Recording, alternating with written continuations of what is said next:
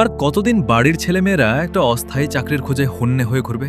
আর কতদিন নিজের বাবা মা, পরিবার, বন্ধুবান্ধবদের ছেড়ে ভিন রাজ্যে চলে যেতে হবে আমাদের ছেলেমেয়েদের? তাই আমরা বলছি, চাকরি আজ শুধু একটা সুযোগ নয়, এটা সম্মানের প্রশ্ন, ভবিষ্যতের প্রশ্ন। কিন্তু আমাদের বাংলায় হাজার হাজার শিক্ষিত যুবক যুবতী আজও বেকার। পরীক্ষা দেয়, বছর কেটে যায়, ফল নেই, নিয়োগ নেই। এসএসসি, পিএসসি যেখানে স্বপ্ন করার কথা, সেখানে দুর্নীতির অভিযোগে ভেঙে পড়েছে বিশ্বাস। যারা মেধা নিয়ে এগোতে চেয়েছিল, তারা আজ হতাশায় ডুবে আছে। আর তাই আমরা বলছি, বামেরা ক্ষমতায় আসার 6 মাসের মধ্যে সমস্ত শূন্য পদে স্বচ্ছ নিয়োগ, দুর্নীতিমুক্ত এসএসসি, পিএসসি, অস্থায়ী কর্মীদের স্থায়ীকরণ ও সামাজিক সুরক্ষা। সবচাইতে বড় কথা, প্রতিটি পরিবারে অন্তত একজনের হবে স্থায়ী সরকারি চাকরি। কারণ বাংলার যুব সমাজ আর অপেক্ষা করবে না। তাদের অধিকার, তাদের প্রাপ্য এবার তারা বুঝে নেবে।